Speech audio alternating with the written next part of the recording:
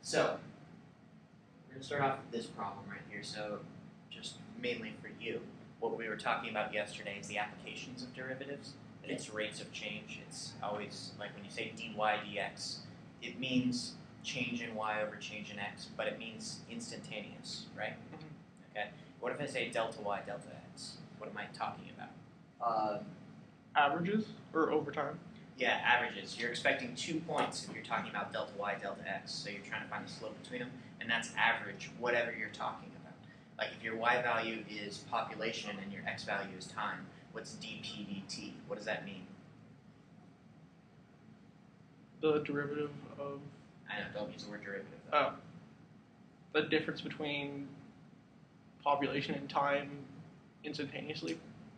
It does mean that, but I want you to get more specific. I want you to go with the problem. If I'm talking about population on the y-axis. Oh. So my y-axis, actually I'll scratch this. Growth rate? Of what? The population? Yeah. So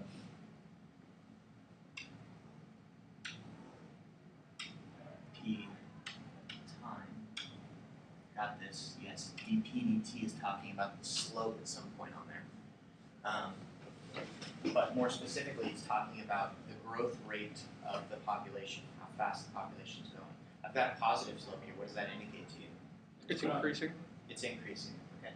And at this location, I've got a negative slope. What is that implying? It's decreasing. What's that? Decreasing. It's decreasing. The population is decreasing. So what's going on? It depends on the situation. People could be dying because there's a war. There could be, I don't know, they're not very good at birthing kids. I don't know, they don't have a good hospital system, so people could die. Chernobyl may have exploded. Okay. Maybe they just don't like having kids. Right. It depends on the situation, but we've got some graph that describes the population and how it's grown. But the change dp dt means the instantaneous rate of growth of the population. At that instant, that's the population growth rate. Okay. And what's delta p? Delta t.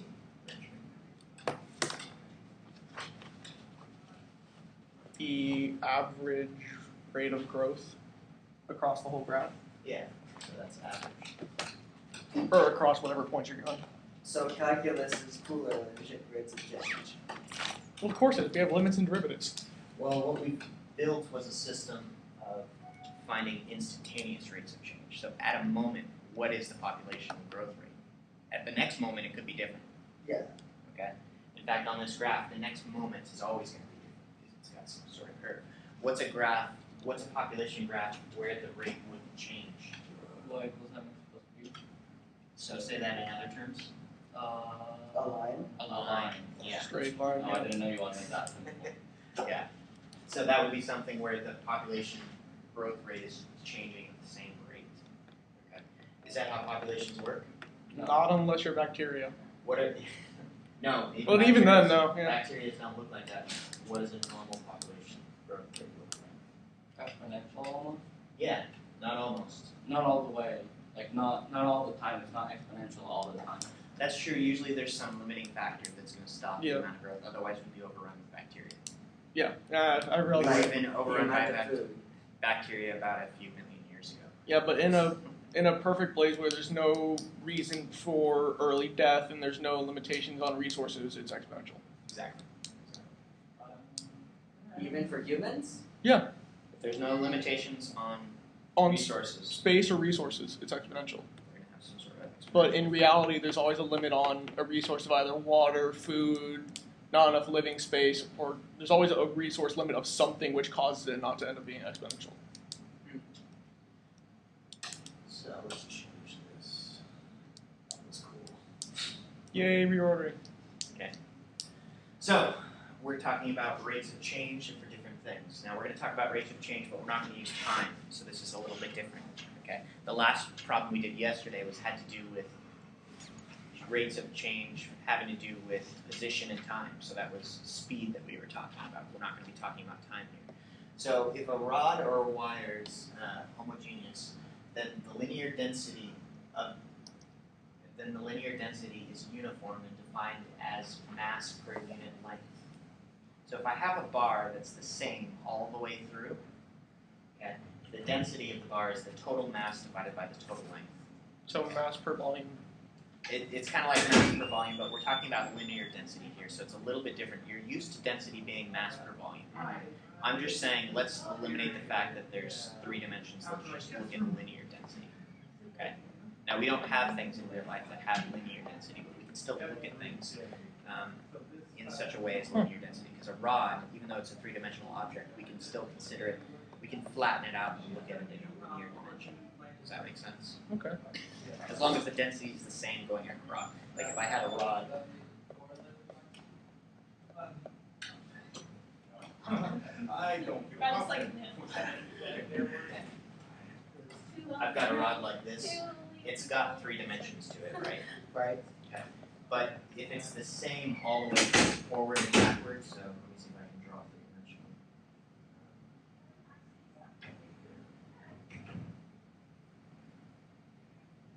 Forward and backward, the same density, forward and backward, but maybe not the same density as going along the rod.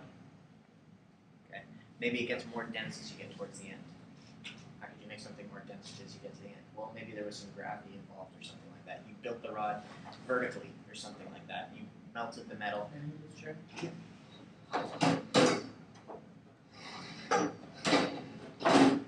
You took like a mold and you poured the metal in, so the stuff at the bottom has more weight on the top of it, so maybe it's more dense down at the bottom than it is at the top. So I don't have a uniform density all the way across the rod. Does that make sense? Okay. But we could still consider this 3-dimensional rod a 1-dimensional object, which is forward and backward, because going back and forth Doesn't change anything. it doesn't change anything. It's just going along the rod that changes the density. Okay? And we'd want to have an equation for that. So we'll get to that. But if the rod is uniform all the way through, the density is equal to mass over length. Does that make sense? Okay. So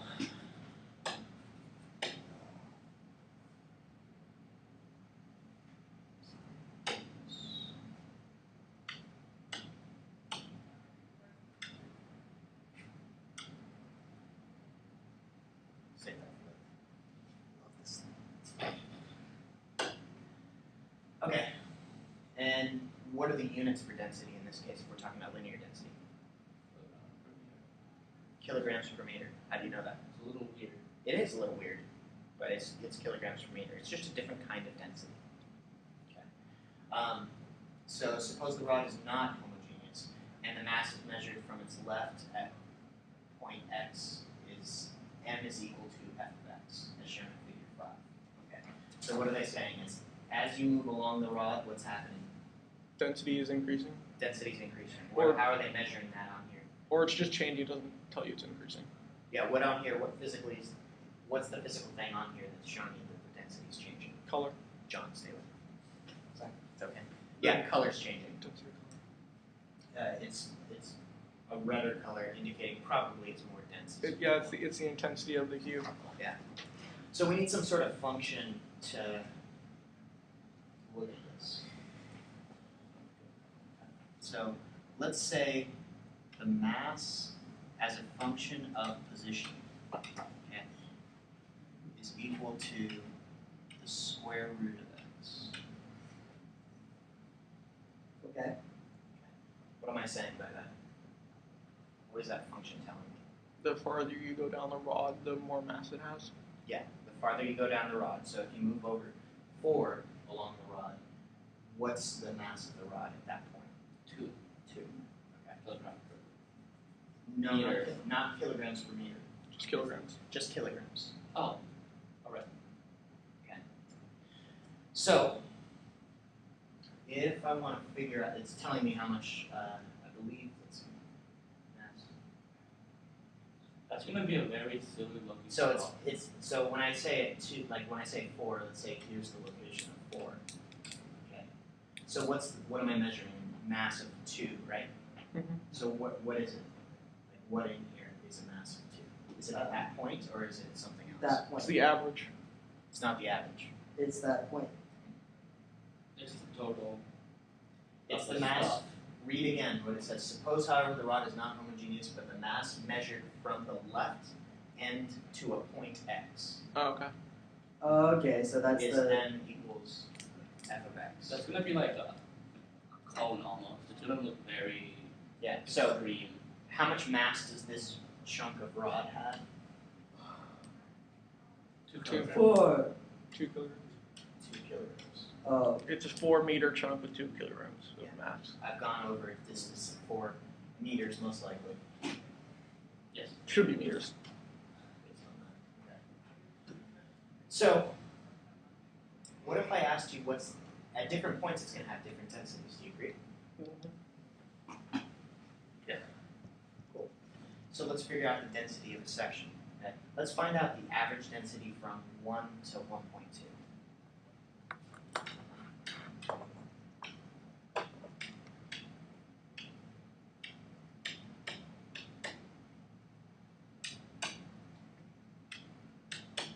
So did you say the average density from 1 to 1.2?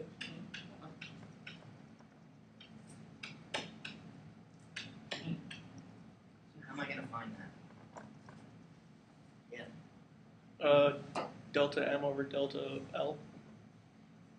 Yeah. Delta M over, I'm going to say delta x. Okay. Okay, as our variables x. Yeah, I was just using L because that's what the original equation gave us. Actually, the original equation gave us n is equal to f of x. Well, I was taking the density is M over L. I can see that's true. Yeah. If you wanted to write it out mathematically, that would be root 1.2 Yeah. minus root 1 over 1.2 minus 1. So that was the question I had. Where'd you get the square root from? Oh, I just made that up. Okay. That's what I thought. I just want to make sure. So what's root? I need a calculator. Okay, so it's Do you want a do you just want number the- minus point. Do you just want the difference, or do you want the actual actual? answer? Yeah. I'm assuming everyone can do this, so I'm not going to show my work on it. That's 0.477. Yeah. Don't know how many that's 0.477 what? kilograms Meters. per Kilograms per meter. Kilograms per meter. Notice I don't have any time in this. Is it still a rate of change? Yes. Yeah. Is that a little weird to Well, you? Yeah, it is a rate change. Yeah, it's saying it's going to change 0.477 kilograms per meter at this location. No, that's not weird. Good. So it's still a rate of change.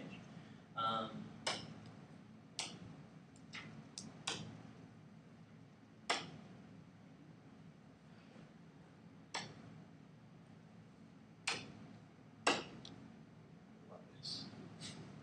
Is it cool, Dylan? It's so cool. are you having so much fun with it? Okay, so now we've got that. Now my next question for you is, what's the density at the location 1? Derivative. Yeah. So that's giving you. That's asking. Like the way I phrased it is asking you for an instantaneous rate of change. Yeah. To do that, you take the derivative of the original equation. Let me write this down real quick. No, it's I'm sorry? Let me write this down real quick. So when you're finding like the instantaneous mass, is like what you're theoretically doing, or the instantaneous density, what you're theoretically doing is at 1 meter in, you're taking a 1 atom thick slice of it and figuring out what the density of that is? Okay. And less than 1 atom. It's getting infinitely close. I'm taking 2 points Mm-hmm. and making them infinitely close together.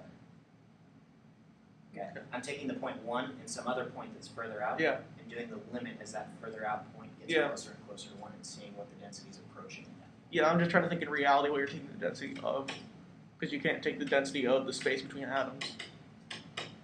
I love how we're Yes, playing you with physics equations that we What is there? like actual fundamental physics Actually, equations no. that we learned in physics class. It's Well- kind of awesome.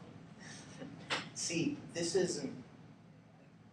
We're applying, like, you're right, we can't find the density in between atoms, that's Mhm. correct. But what are we doing when we're writing f of x equals square root of x? We're not saying we live in a physical world here, we're giving an approximation for reality. Does that Yeah. make sense? Yeah. Okay. We obviously can't take an infinitely close Yeah. distance apart and find the slope between them because you'd be getting in between atoms.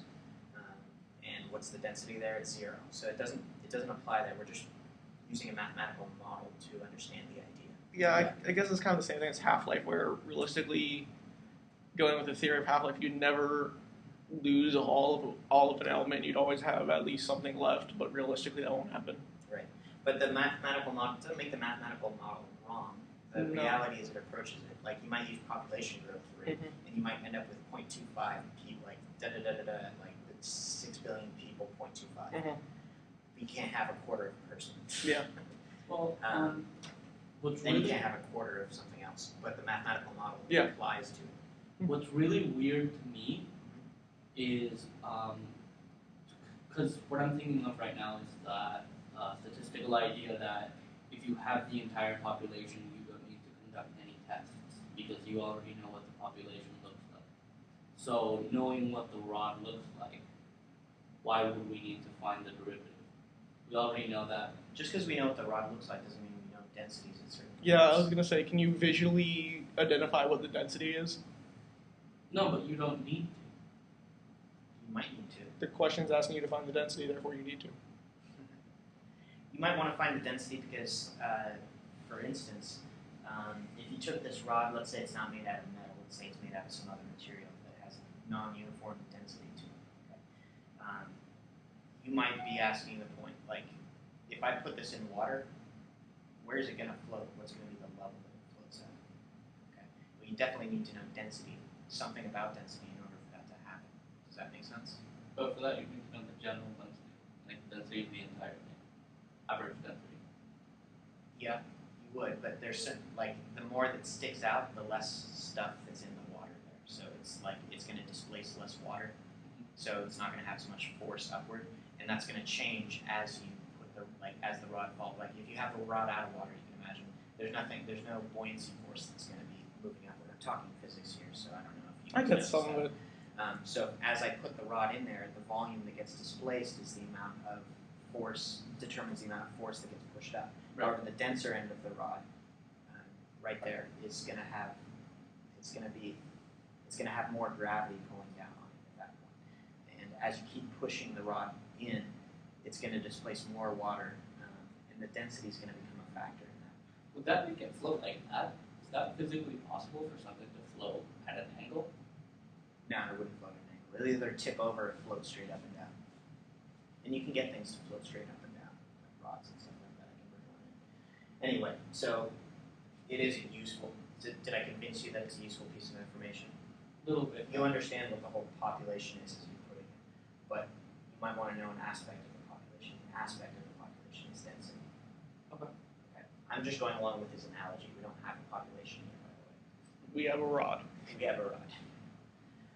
So, you guys got this one yet? What's the derivative of this one? Can you do it fast?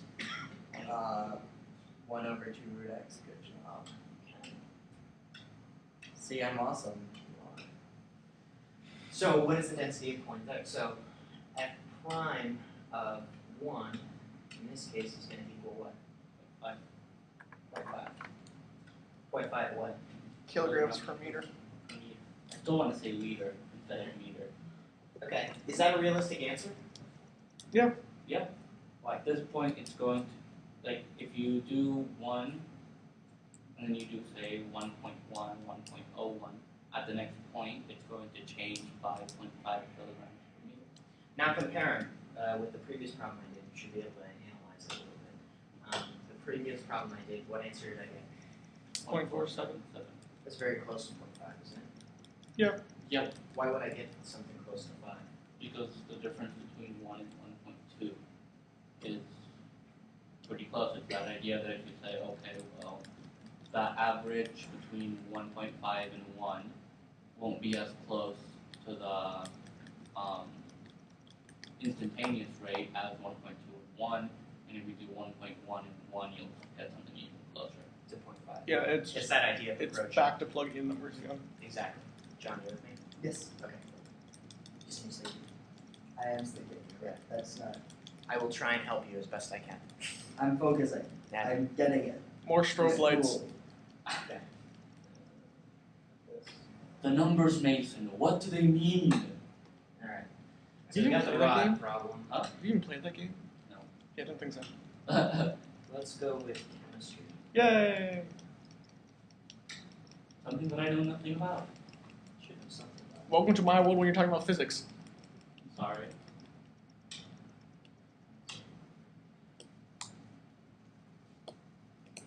Well, I mean, I know the fundamentals of it, but Did everything? You might have gone half of it. Half of A plus. Oh, never mind. Let's see. Where did it go? Okay, so this one I will edit, cut, view page.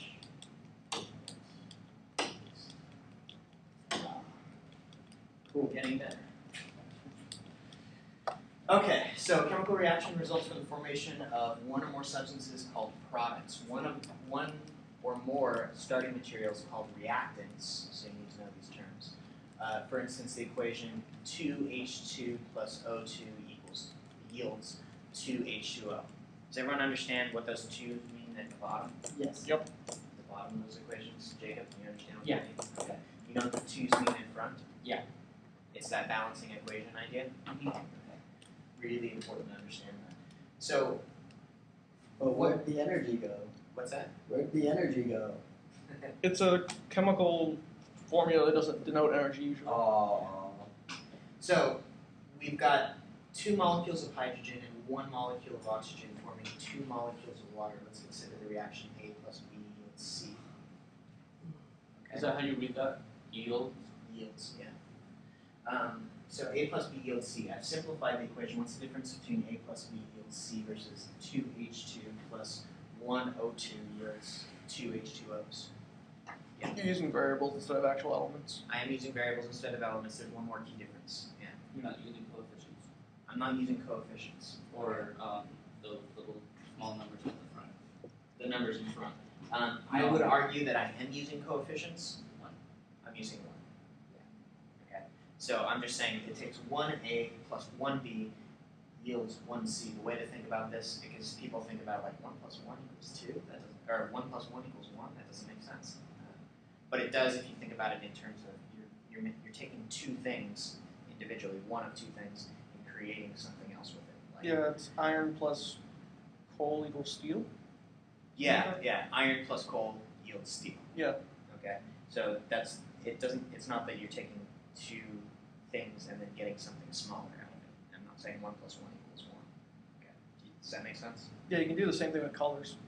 Green What's plus yellow plus blue yields green. That doesn't mean green doesn't have yellow and blue in it. It just means it's not the same thing. Right. And this upper one right here, when it says two hydrogen molecules plus one oxygen molecule makes two water molecules. It's kind of like saying, what's more difficult to think of? It takes two of this thing plus one of this thing to make two of the object that you're trying to make. I don't know what it is, but Yeah, it's like saying 2 times 0.5 plus 1 equals 2. 0.5, not 0.5. 2 times 0.5? Oh, you're using numbers. I'm trying to think of actual physical things. Oh, sorry. The example I usually use is 2 wafers plus 1 cream yields an Oreo. Da. Okay. So what are the rates of change of these things? How do the chemical reactions work? You put two things near each other, you give energy to it, they yield stuff. Well, what's the rate of change of A? How does it compare with the rate of change of C? Because this chemical reaction doesn't happen instantaneously, it happens over time, right? Yep. So the rate of change of C is somehow dependent. So how could I write rate of change of C? Derivative. In fact, I don't want to start off with C, I'm going to say A. So derivative, how do I write it? What should I write? DADC. D, and then usually for chemical reactions, we use these little boxes to kind of separate them. Boxing. D what? C. B. A? Without the Think box? about it. Rate of change. What am I talking about? What is changing here? Time. Time is changing Mm-hmm. as time goes on. So it's with respect to time that we're talking about these chemical reactions. And A, is it increasing or is it decreasing? So we're talking about right now how much of A is left as time progresses. Yeah, it's how much A is changing over time. Is A increasing or decreasing? Decreasing. So what should I add in front of here? Probably a negative. And the only reason is because I'm going to compare it with something. The rate of change of A over time is a number, and it's going to be a negative number, but I want to compare it to something like, how does it compare to the rate of change of B?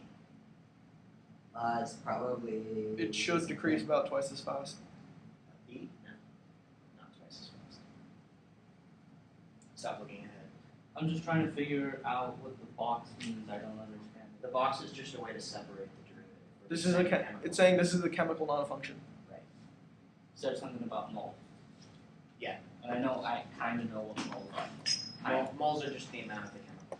Mole is a very silly number they came up with. It's just a quantity. It's like saying a dozen. I've brought a number. But a mole is just much bigger. Much. But it's exactly like saying a dozen. I could say instead of moles, I could measure chemical reactions in terms of dozens. It would be annoying, but I could do it. Okay. So the amount of moles or dozens of A's with respect to time, how much it's changing into something else. I'm putting a negative in there to get rid of it. How does it compare to B? Wait, why'd you put negative in there? I'll show you in a second. Hang on to that question and I'll show you. I just don't know chemistry as well as I know physics. That's okay. Just hang on to that question. That's all I'm saying. It'll become clear in a second. B also decreases, but decreases slower than A Why would it decrease slower than A? because Because less of it's needed to create a proportionate amount of. You're comparing it to this water molecule thing. This is a completely separate one. It says one of these Whoops. plus one of these is one of these. So 1A plus 1B yields 1C. It should decrease at the same rate then. It should decrease at the same rate. That's exactly So true. then it would be. If you use up 1A, then you've used up 1B as well to make that C. You can't make C without both A and B. It's kind of that cookie wafer thing. It takes two of these plus one of these to yield one of these. So the wafers, if you used up two wafers, how many cookies or how many creams did you use up? One. Okay, so it's a 2-to-1 ratio there. Does that make sense? And how many Oreos did you make? One. So if you've used up a certain amount of, or the rate of change of A, whatever it is, if you used up one, how many of these are you going to use up? You're going to use an equivalent amount. So I'm going to denote this using up as this negative here.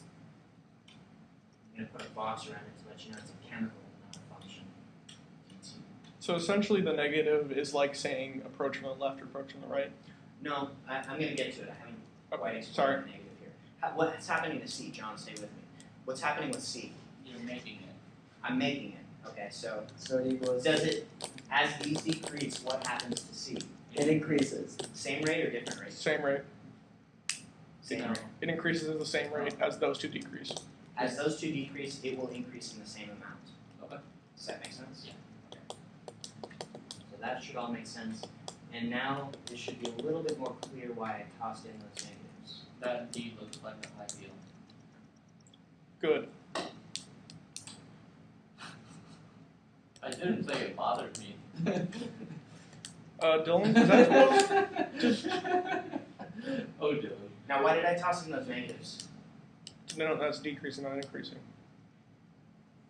It doesn't even matter because the equation itself, dA dt, will be negative or it will be positive, Yeah. right? That's true. And dA dt is going to be negative. But what does this negative allow me to do? If I have a negative in front of something that's already going to be a negative, Allows everything to be positive. it's going to be positive. And this is definitely going to be positive. Yeah. It allows me to compare these two. Does that make sense? The negative, the decrease in this stuff equals the increase in this stuff. Okay. So let's go with this guy.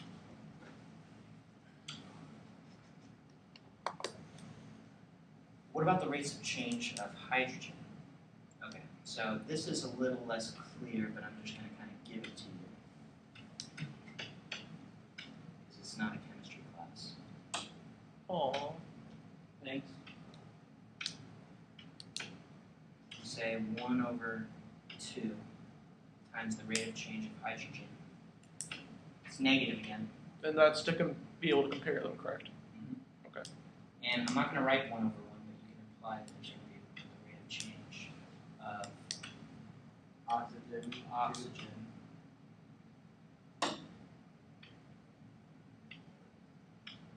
So once again, I'm going to need that negative. And why do I need the negative? So I can compare it to the positive rate of change.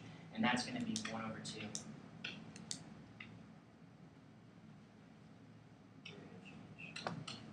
Where'd you get the 1 half? Because it's two H2Os. Yeah, so if you're decreasing hydrogen and oxygen at a rate of 2 to 1.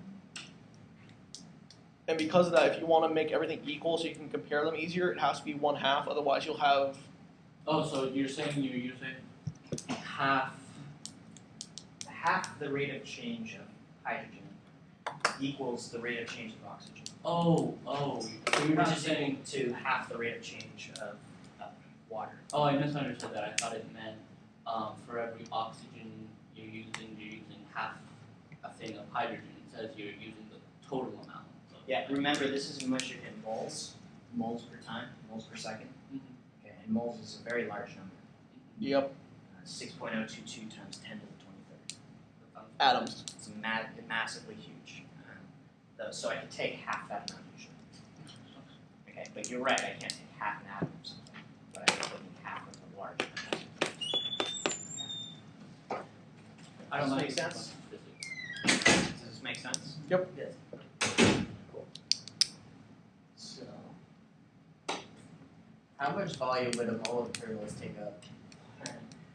Depends on the size of the turtles. That's true. A mole of turtle? Yeah. A mole of turtles. I think that's more. Okay, by the way, take a look at this. We didn't talk about this, but it says delta C, delta T. That's average rate of change, right? That's what I want you to think. Mhm. Average rate of change. When I'm using that D, I'm talking about instantaneous rate of change. Oh, I let's get this thermodynamic possibility.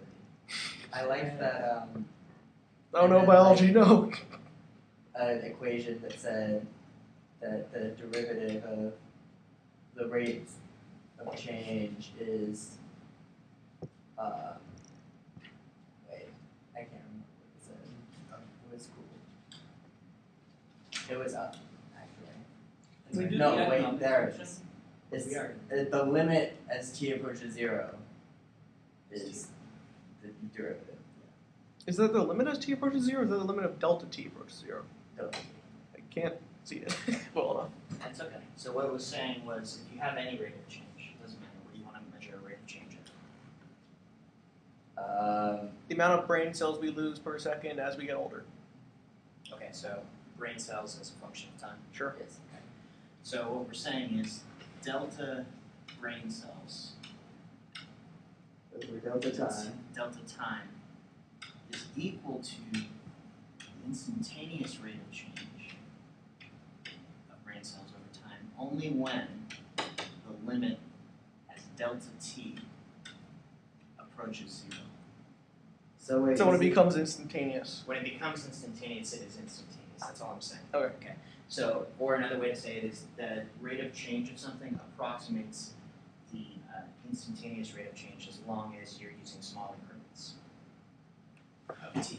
Infinitely small. Infinitely small, yeah. It starts approaching it. You can still approach it without getting there, right? So we're just saying the rates of change with respect to t as that delta t gets really, really small, it starts approaching the instantaneous rate of change.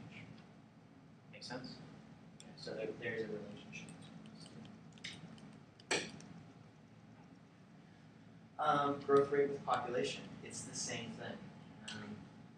We're talking about population growth rate. Let's see if I can do this. How much time do I have left? 20 minutes. 20 minutes? Yeah. Let's do this one. Blood through a blood vessel? Cool. Oh, I love that in fluids physics. That was a fluid bridge. It was a pretty cool equation. Produces coefficient impact. You get it? Yep.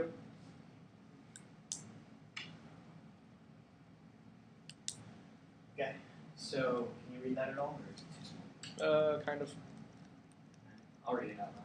When we consider the flow of blood through a blood vessel such as a vein or artery, we can model the shape of a blood vessel by a cylindrical tube. Is that a good approximation of a Yes. blood vessel? Yeah. Sure. With radius r and length L as described in figure 8. Because the friction of the walls of the tube, the velocity of the blood is greatest along the central axis of the tube and decreases at the center distance r. Okay, does that make sense? That Like as Yeah. blood's flowing through something, okay, or as even as water, it doesn't have to be blood. It's going to be rubbing up against the sides of the wall, and that's going to slow it down. So the Yeah. fastest speed you're going to get is right in the center. not something you I really thought think about at the often. center was the greatest pressure because that's where I didn't it say has to pressure, be- I said speed.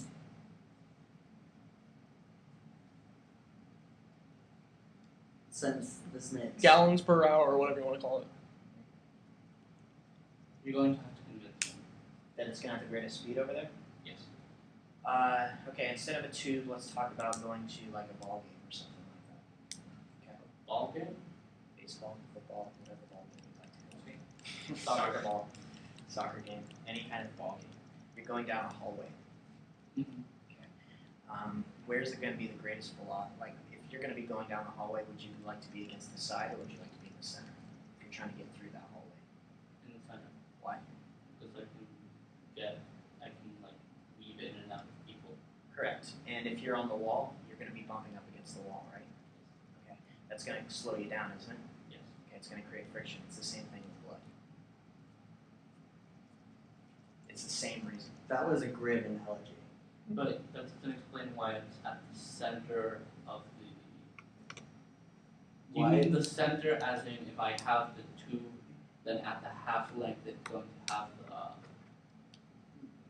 If you take parallel diameters, it's where the which So we're gonna do a center are cutaway we right- talking about? When we're talking a cutaway of a tube, we're looking Yeah. now into the vein, right? Mhm. I'm saying this location right here. Oh, then is the I fastest. then I agree. I thought you were saying if I have a tube, then at that center, so if we have X It doesn't matter. You got it. and X two. I believe you. I believe. I don't think it. You understand things, so it's fine if you get confused on something. That's what we're talking about now. We're on the same page. Okay. From the relationship between V and R is given by the law of laminar flow, discovered by French physician Jean-Louis Marie Puisier. I can't say that last name. In 1840, the law states that the velocity is equal to P. What do you think P is? pressure. Pressure over 4 nu L. Oh, thanks. So I'll rewrite this equation. Get rid of this. It's like mu out. Thanks a lot. Should be better. I thought that was eta. Is that microliters? No, it's just a constant. Wait, I'm like, no, L has to be large. Never mind. V equals pressure over 4 nu L times R squared minus R squared. Okay. Where nu is the viscosity of the blood, how thick it is.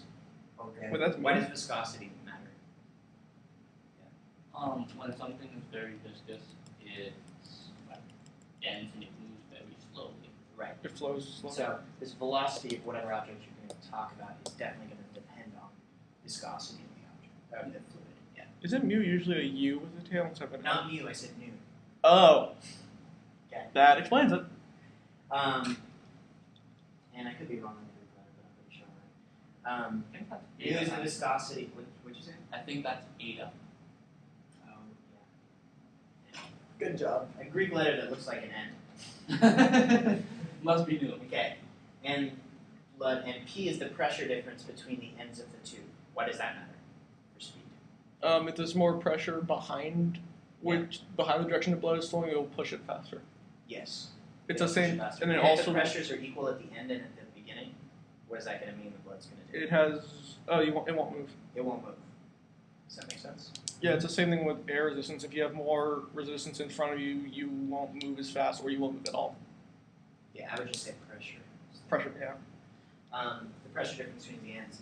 If P and L are constant, then v is a function of r with domain 0 to capital R. So what's capital R? The radius of the tube. Radius of the tube. What's little r? The radius from the center. Distance from the center wall. to the wall. So this is one's a little bit weird. If we want to find the velocity of this object, all we have to do is plug in the location from the center, right? Mhm. So we plug in for little r, whatever the distance from the center. So we'd be measuring, for instance, if we wanted to know the maximum velocity, what would we plug in for little r? 0. 0. Does that make sense? Because it's the distance from the center.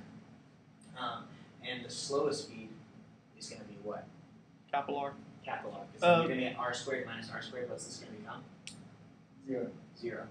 0 times anything is going to get you a velocity of 0. What they're saying is if it's on the wall, it has Yeah, zero if, speed. if it's inside the wall, it's not Right. moving. That's what I was gonna say. I'm like, actually, it wouldn't be a 0 because And this is the function that describes it. What would a derivative be in this case? In fact, what would the derivative be? How would I write it? I don't want you to find it. I just want you to write the symbols for it. dv Yeah. over dr, lowercase r. Yeah. What would that mean? The change in velocity with respect to the change in distance away from the center of the tube. Yes, but what does that mean? What does that mean?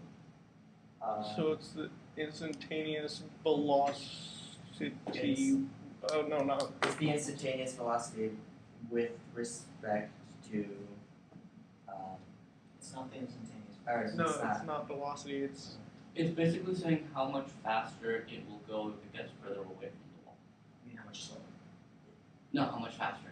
Because you're He starting said- at the wall. he said Oh, further from away from the wall. I'm talking about from the center, though. We're measuring That's- from the Oh center. yeah, how much slower? It's the rate of change.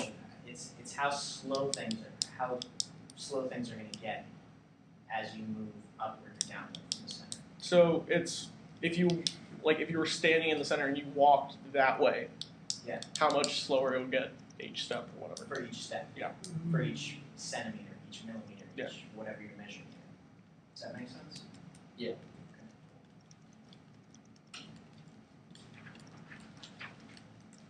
Oh, what was the domain of this function from 0 to r?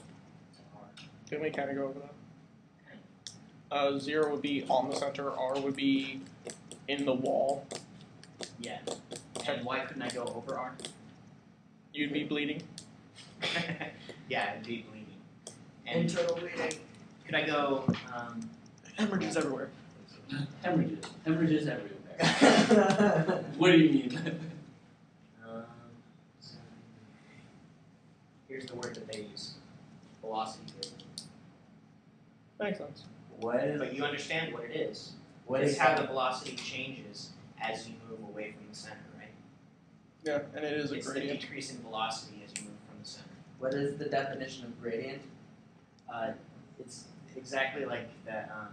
If you look at a topological map, you see a topological map. You have. Yes. I know you have. Because you've looked at Google Maps. Yeah. Usually they have little circles to describe how tall something is.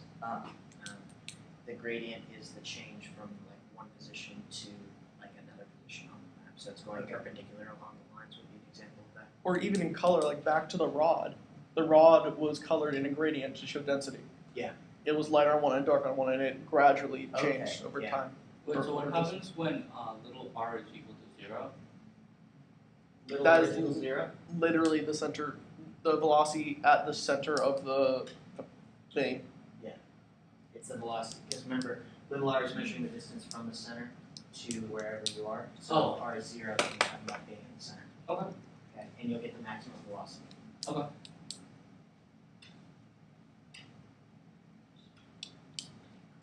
Alright, so economics. Yay. Notice we're just talking about the ideas behind this right now. Okay, you're going to be doing the application of the math. It's still the same stuff. Oh joy. You just need to know what the stuff is meaning and getting comfortable with that idea.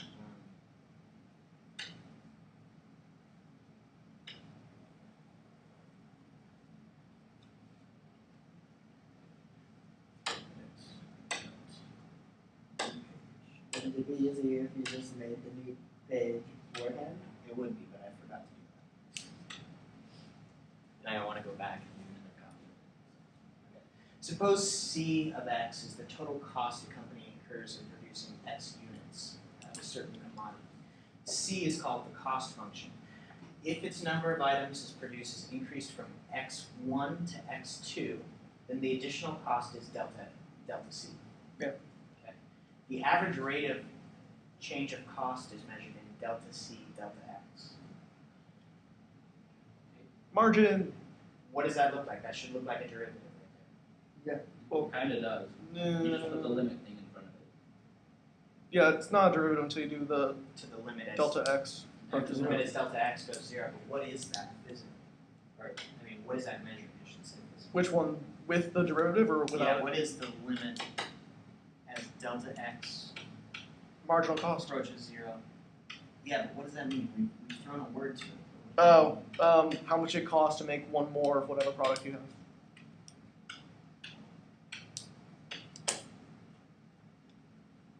So if you're making 5 bean bags at $6 per bag, and you want to make a 7th one, and say that adds $1 to each bag, then your marginal cost would be 7 times whatever plus.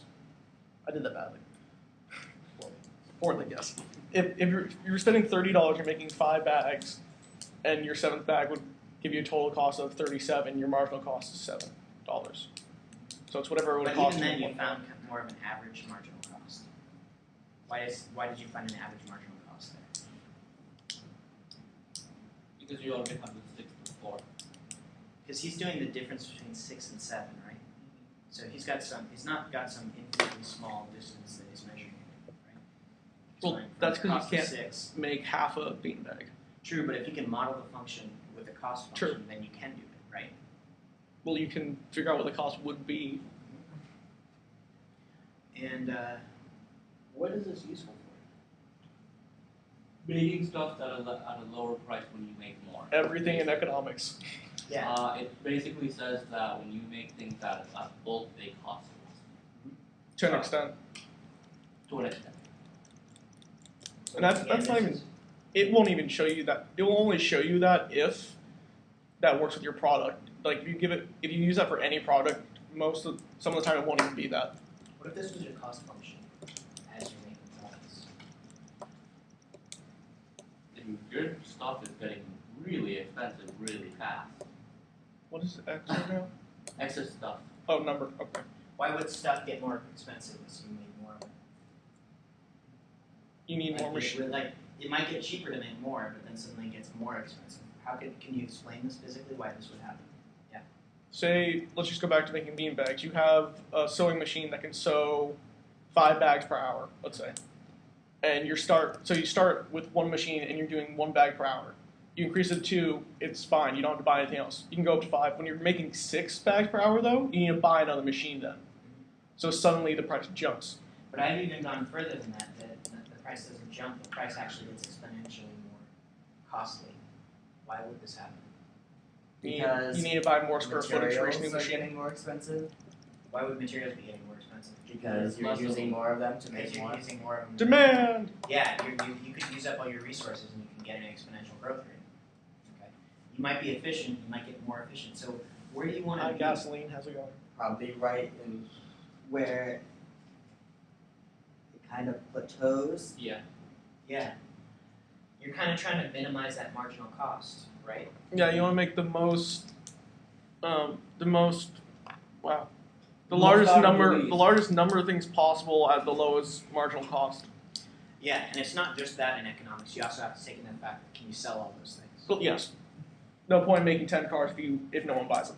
But if you have like your demand is what's it called when it's straight up and down? Screwed. Inelastic demand. That's what I'm looking Oh yeah. for. Inelastic demand. Oh That's yeah, what inelastic it demand is. doesn't change no matter what the price is because people need it, Right. like exactly. water. Or gas.